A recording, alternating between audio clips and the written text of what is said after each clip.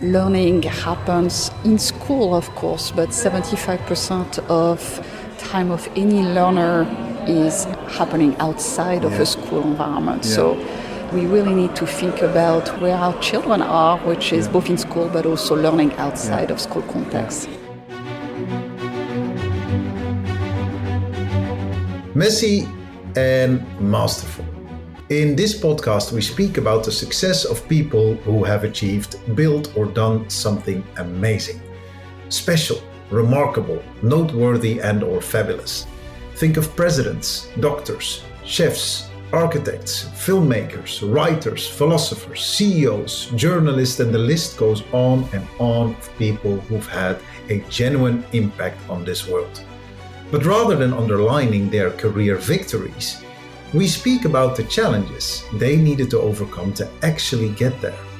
In each episode, we discuss 3 of such challenges, obstacles, difficulties, and/or hurdles with our guest, putting the messy of their lives next to the masterful. A very warm welcome to you. My name is Aldo and I'm so happy you could make it. So sit back, relax, and download the podcast here. Yes, and a very warm welcome to another episode of Messy and Masterful. I am very happy you could make it, and I hope that you're having a good January. The first month of the year is always a difficult one, specifically after all the festivities, and I hope you survived Blue Monday and are well on your way to February, doing great and amazing things. And to inspire you on your journey, I here have a great interview with Isabelle Hau. And Isabelle Hau is the Executive Director of the Stanford Accelerator for Learning, which is a Stanford-wide initiative to connect researchers across all disciplines and to really bridge research, practice, and policy, and to all basically bring it into practice to improve learning and, loads of processes around teaching and education, higher education, and so on and so forth. So it's a very kind of holistic approach towards learning initiated by Isabelle at Stanford University. So quite an interesting idea and a very, very interesting person. Isabelle herself has a traditional upbringing and kind of vocation more from the finance background, working for big investment banks like Morgan Stanley, but then later on also in the venture investment and philanthropy side at the Omidyar network. So she easily combines basically 2 worlds around investing and then combining that with impact. And I really enjoyed speaking to Isabelle about what impact exactly is. In short, a great conversation. I sincerely hope you will enjoy this episode 75, by the way. So a small celebration, the Stanford Accelerator for Learning interview with Isabelle Hau. Yes, and we are live here again with another interview at the World Innovation Summit for Education.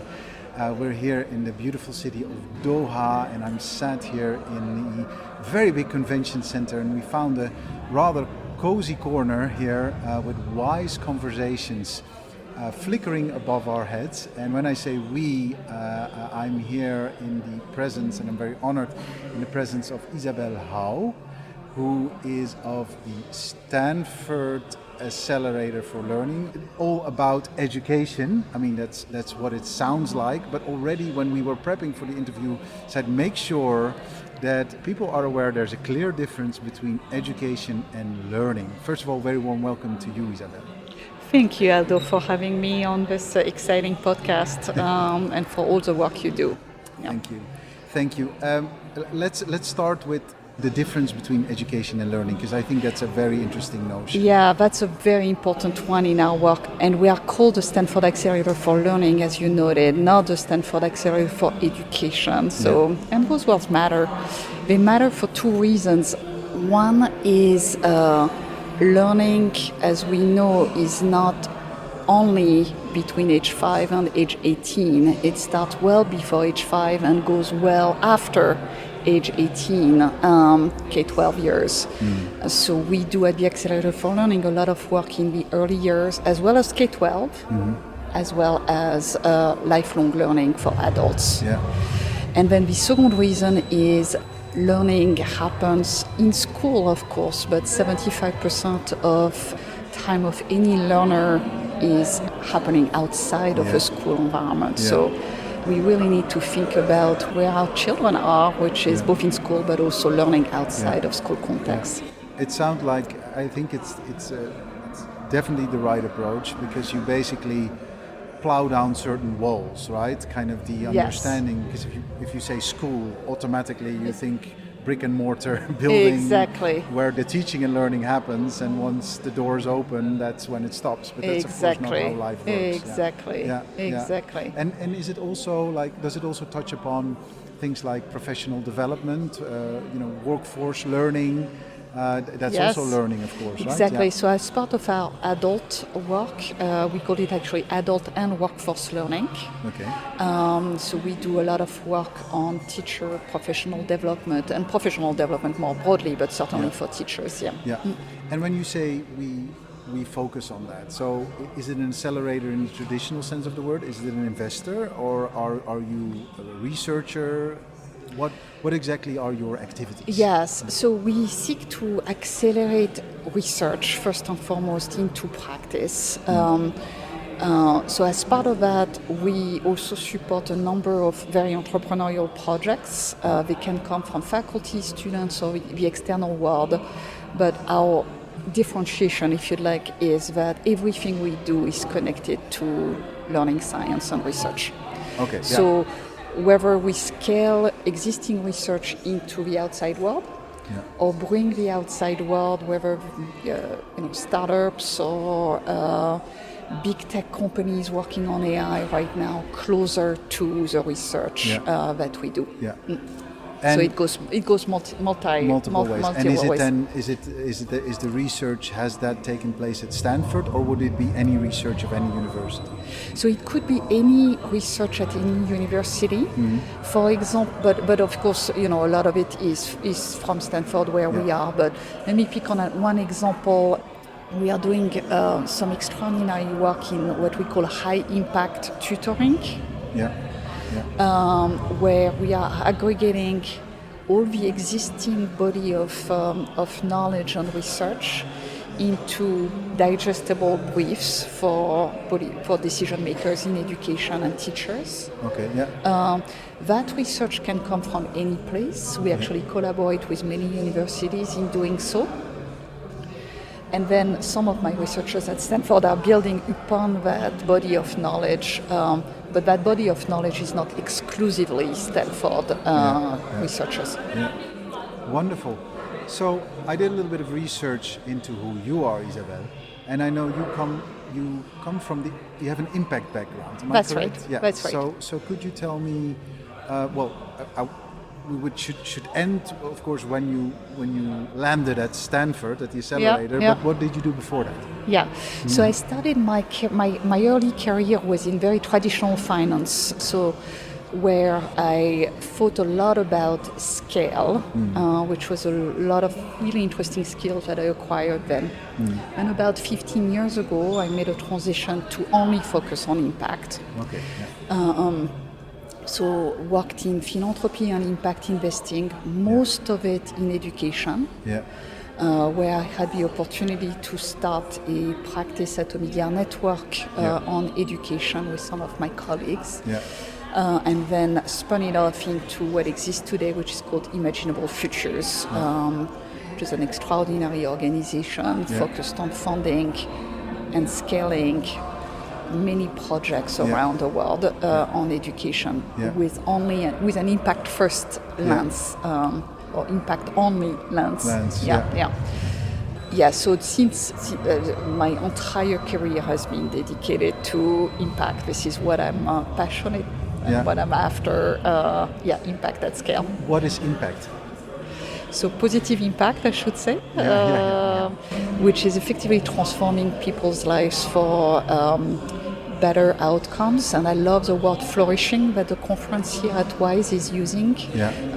I love this vision of human flourishing because better outcomes are not only in economic sense, they are so much about us humans being also happier in life and well-being. Exactly.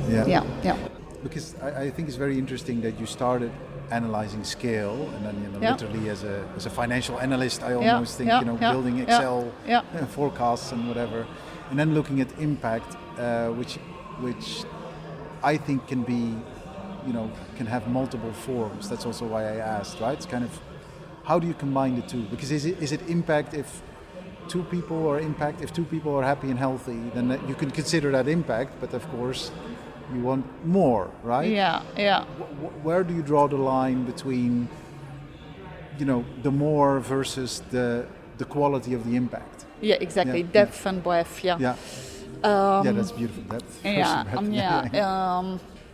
So the ideal is when you have both. When you have massive, depth of impact with evidence and research base that shows that you can have impact across many environments, and then you can also scale that impact. That's the ideal.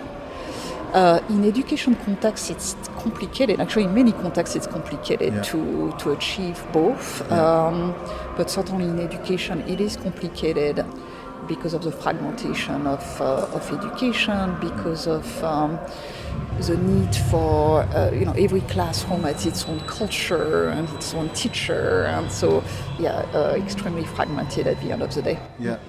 It's an interesting discussion, and I speak from experience because we're you're talking to a community of 70,000 people and counting, presence globally, but you're continuously looking, even when you have those numbers, which I appreciate are, they're not millions or hundreds of thousands, but still it's promising to continue that journey. But at a certain point, you need to outweigh, like, okay, do you want to grow bigger, but then maybe, as you say, less depth, or do you want to grow, smaller, but bringing more breadth to it, right? So I think it's an interesting. It always makes for an interesting discussion, specifically if you look at outcomes only, right? So when money is not the metric, when you don't need a 10x profitability, but you need kind of a higher quality, a better well-being, then when do you start and when do you stop?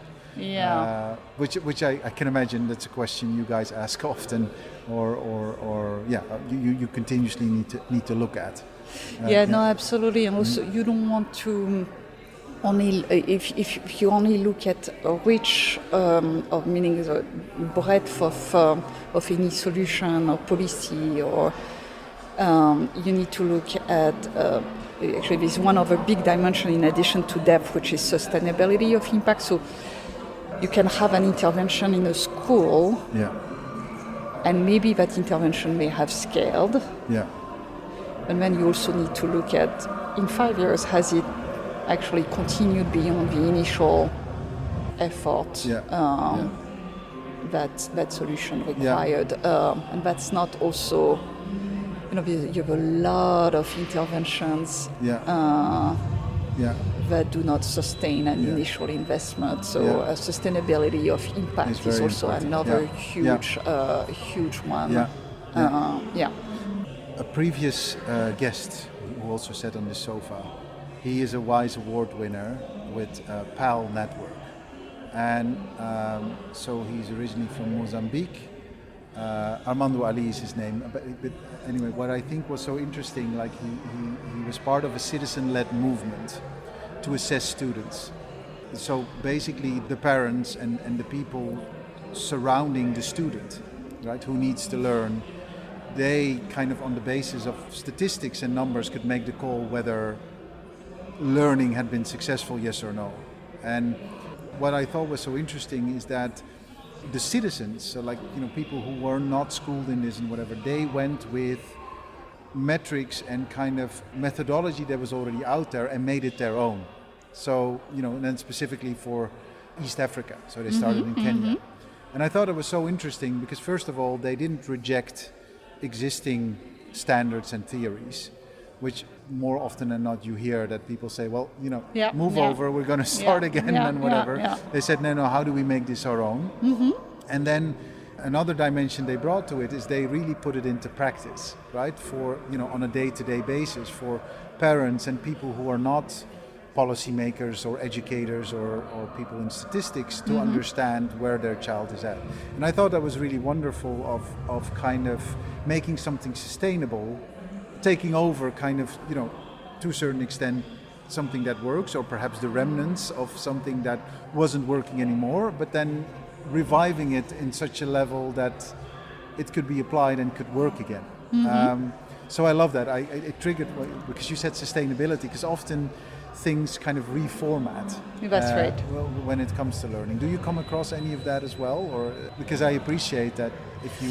Yeah, I mean, in the US, the analogy would be, or at least your example makes me think of community schools. So there is a big movement in the US for schools to become more community hubs. Yeah. So engaging families, engaging communities in the learning of children. Very intuitive. Yeah. Very intuitive, but in many environments, schools are very close to parents and very close to communities. Yeah. You close the door of the school, and even very small things such as access for parents to the library are not made available in many schools. So opening the doors of schools is actually, and engaging the community is very, very important. Yeah. Yeah.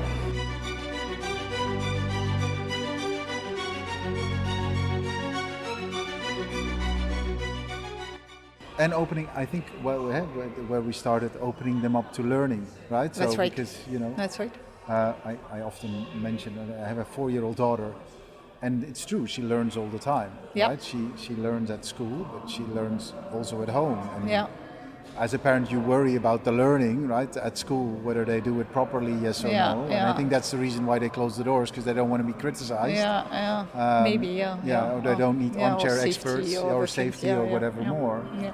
But you do, you're continuously thinking about, okay, how can they learn, or how does this make them better human beings, right? Or how can they use this to a certain extent? So, sorry, I don't know if we're going to bring this to an end point, but it's interesting to think about, right? So, just on your 4-year-old, because that's an area where I have the greatest amount of expertise. Actually, is the early years.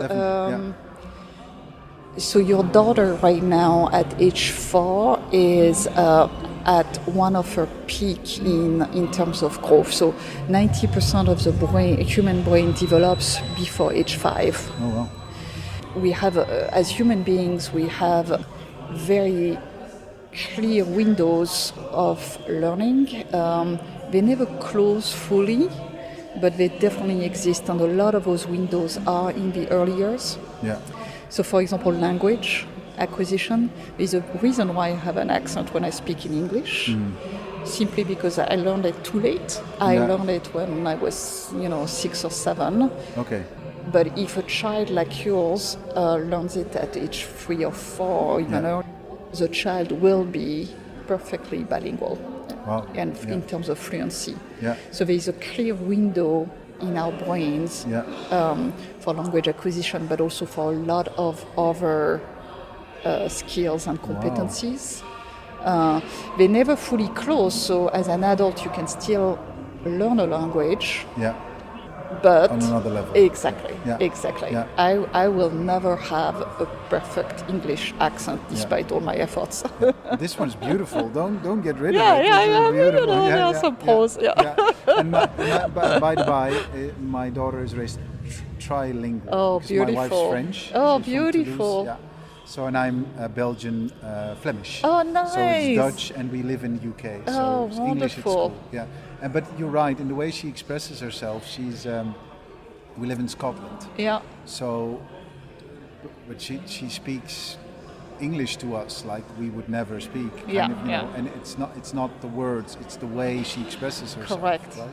And she asks for confirmation after she said something which is very English thing to do. Yeah, It's like, yeah, This is scary, interesting. isn't it? Yes, Right? And I yes, go yes, like, yes, yes, yes. it is. No, it isn't. But that's not normal in Yeah, Dutch. yeah, It's not normal in French. So it's not only the language, but the cultural. It's the cultural framing. way of speaking about it, yeah. and the way how she brings it. Because if she asks me a question, I feel compelled to answer. But it's just, isn't it? It's like no, it is. It isn't. What do I need to answer? Yeah. It's like that's the because that's how I'm triggered in the language, right? I still, even though I hope I do it less and less. I still translate in my head from English to Dutch, because just like you, I might have learned English too late, not before 40. That's fascinating. Going to kind of the projects you work with, could you give an example of one, maybe in the early learning spheres, that has really benefited from Stanford research? Yeah. And how that works in practice?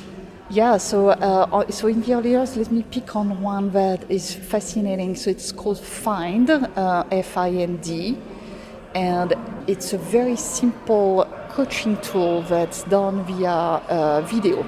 So a video recording of a child, caregiver, young child and a caregiver interaction. So the caregiver could be a parent or primary caregiver or an educator. Yeah. Okay, so an adult and a very young child. Yeah. That intervention we have done, my colleague Dr. Phil Fisher has done a lot of evaluations showing that when parents or the caregiver, whether it's parents or educator, gets the feedback on what is a good interaction with a child, that leads to amazing outcomes. Okay? Yeah. Now the problem was for a long time that intervention was very costly and requiring a lot of time, because you needed a lot of humans to analyze all this video footage. Yeah. Yeah. And then distill which ones were the most interesting back to the parent or the educator. Yeah. Okay? Yeah. So now with artificial intelligence, we are able to analyze the video footage much faster and distill those special moments between a child and an adult in a way that's much more scalable. Yeah. So since being part of the accelerator, this project has really scaled. Yeah. So it was built on a lot of foundational research that shows that it's very effective. But now adding that component of AI really enables scaling of that intervention in beautiful ways. That's exciting. That's wonderful. That's wonderful. And you've also mentioned AI here, of course, which we're at a summit which is about human flourishing in the age of AI.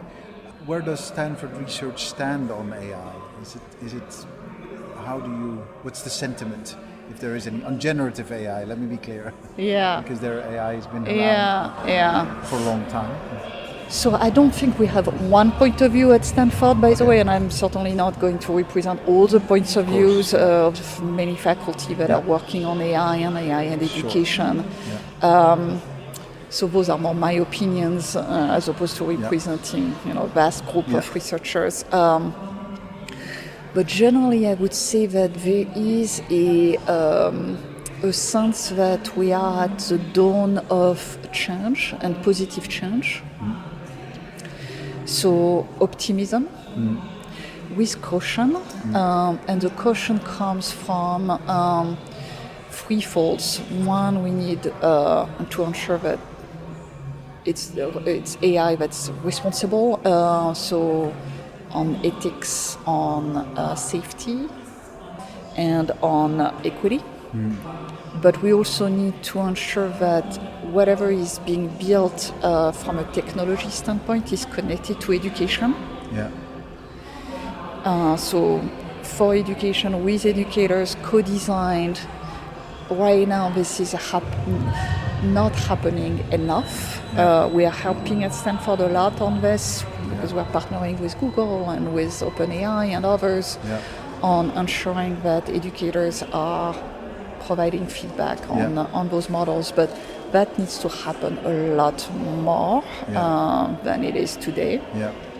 And then the third element is pretty basic but critical, which is that everything that is built needs to be anchored in what we know learning science tells us. Yeah.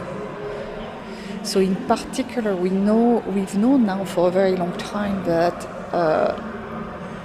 we human beings learn much better if learning is not only passive, but is interactive. So there are 4 modalities that researchers speak about in terms of learning. One is passive, then next level is active, then next level is constructive when you are engaging in a project, and then the ultimate level is what researchers call interactive, when there is a debate, a dialogue between an instructor, a teacher, and a student or a group of students, peer-to-peer.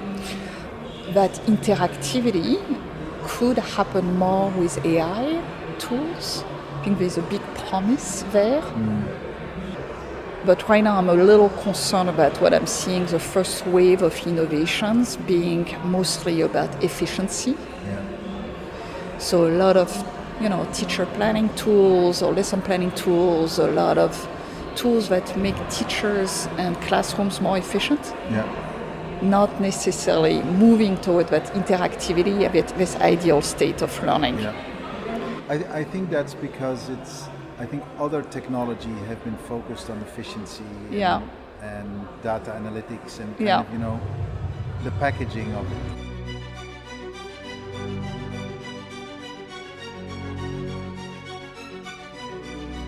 So sometimes there's a confusion whereby,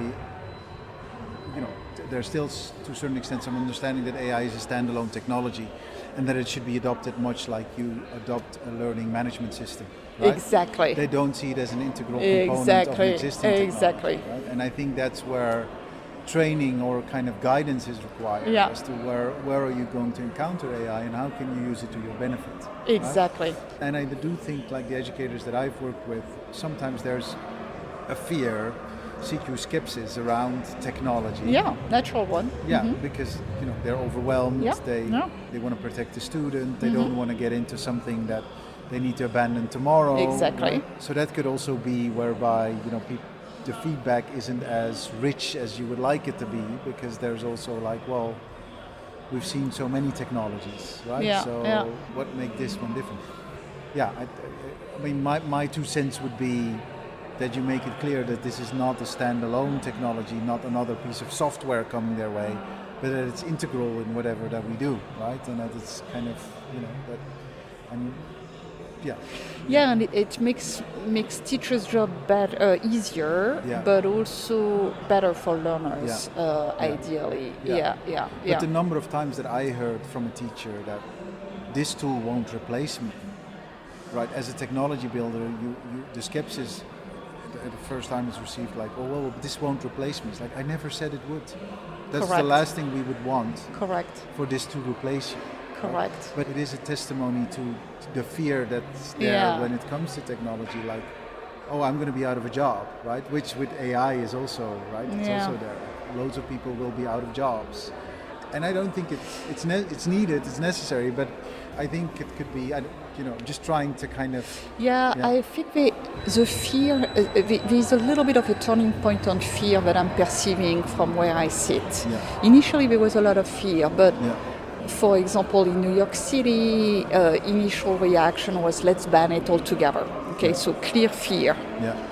And then, they moved all the way to now integrating AI and investing in AI in many, many ways. So the fear has turned into, how can we use it and be at the forefront of it?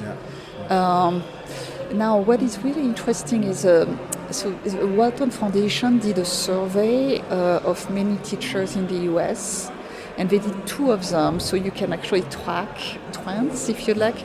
The first one was done in May 2023 and the second one in July. Yeah. So you see a huge increase in teacher trying. It was done for ChatGPT specifically, but so more and more teachers are trying ChatGPT. So you can see the trend line. Yeah. Okay. But on your point, the really interesting data I thought was the number of active, the super users, if you like, the teachers who are using ChatGPT at least once a week. Yeah. stayed flat between the two dates. So more teachers are trying, but not many more teachers are actually using it actively. So this is exactly the point you were making. Teachers, I don't think it's necessarily fear. It's more, I myself think it's more because they are trying, so, and they are innovating. It's more that we need professional learning on how to use it in classrooms. I think the guidance. Guidance.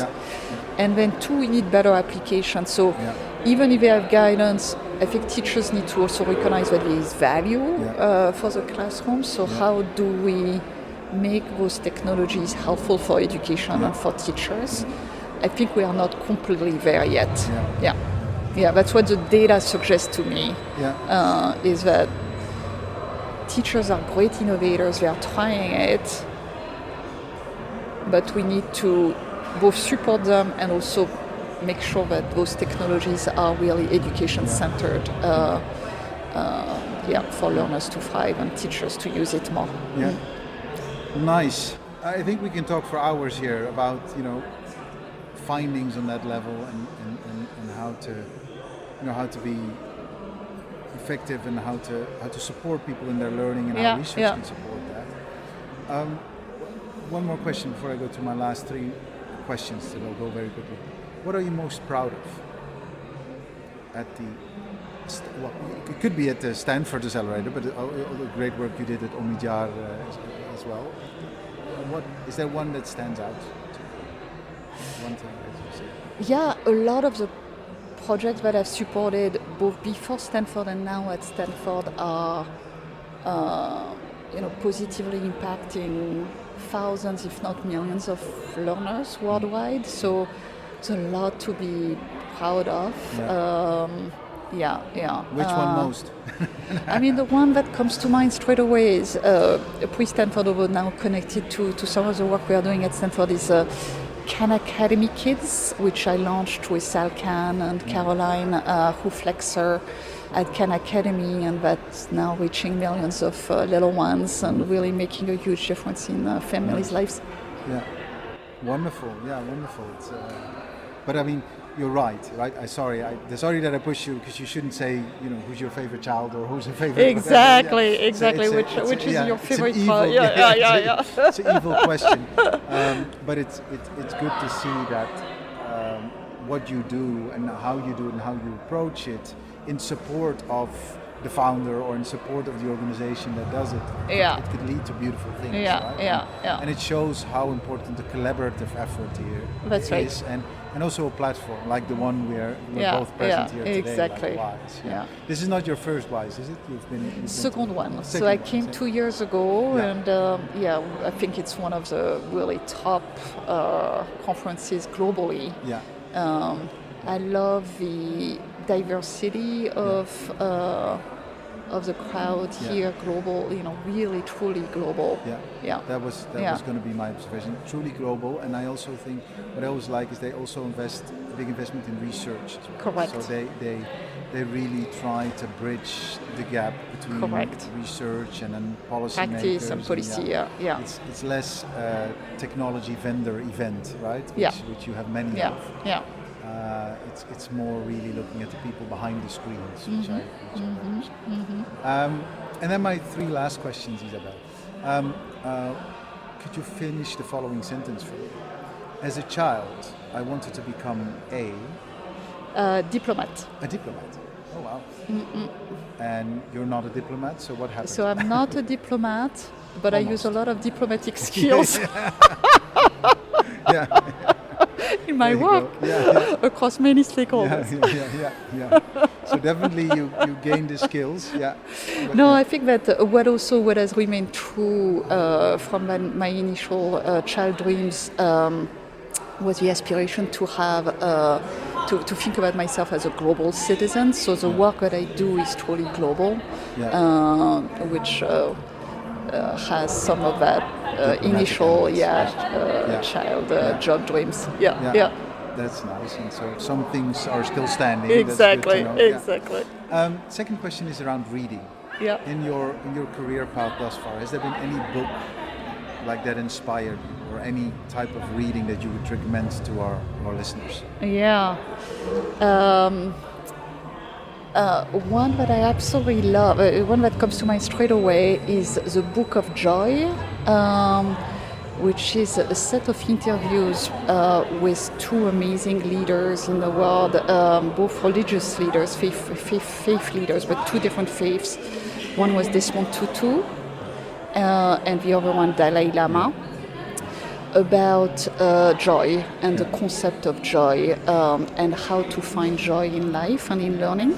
A beautiful read from two of our greatest leaders on earth. Nice. Yeah. It rings a bell, and you've inspired me to look it up, and we will definitely put it in our show notes for other people to find out. But a great recommendation. Thank you for that. Did you find joy after you read it, or did you have a better definition of joy after you read it? Yeah, it made me think a lot about, especially the concept of ego and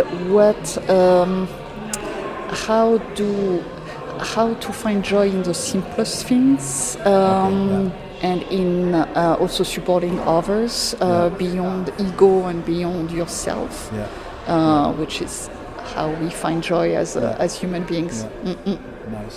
Nice. And then my very last question, Isabelle. Let's turn the tables. This is now the Isabelle Hau podcast, no longer Messy and Masterful. Who would you like to be your first guest? First guest on my podcast, I would love to interview a 15-year-old girl who was born in Senegal. And why Senegal? Just because. Oh, yeah. Oh, that's wonderful. Meaning like a country in Africa that's thriving, but African continent. Yeah.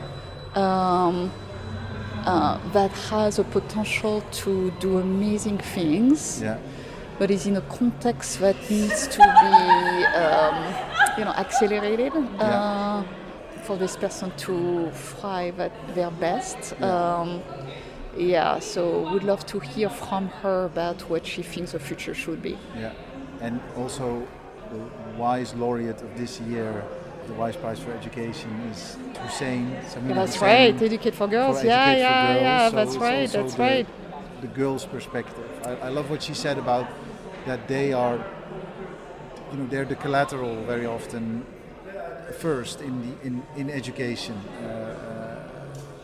which I had never thought about it that way, but when there's a war or when there's something on, and here I picked the African continent because 80% of so much of our future youth will be in Africa, so hearing from the African continent would be great, and also we are here at WISE anyway, but the gender aspect is one that beyond Africa, I mean in the US we have also an education system that's now has more girls going to college. But still meaningful gaps in leadership positions, in life incomes, in STEM careers. There are loads of inequalities. Lots of inequalities that are gender-based in the US. So here I picked Senegal and I picked a girl, but this applies to many other contexts than Senegal. I think we have a lot more to talk about, Isabelle, but we're going to do another interview. For now, I would like to thank you very much for being our guest at Messy and Masterful. I wish you all the best, not only at WISE, but also back at Stanford. And if you want to know more about the Stanford Accelerator for Learning, and then check out our show notes where we have all the URLs in place, as well as to the Book of Joy. Thank you so much, Isabelle. Thank you, Aldo. This was a joy to be with you. Thank you. If you liked this episode, then it would mean the absolute world if you could share it with your friends and or give it a short review on your preferred podcast platform. The more you share your ideas about these interviews, the more people will find out about them. So do let us know what you think. We'd be very, very grateful.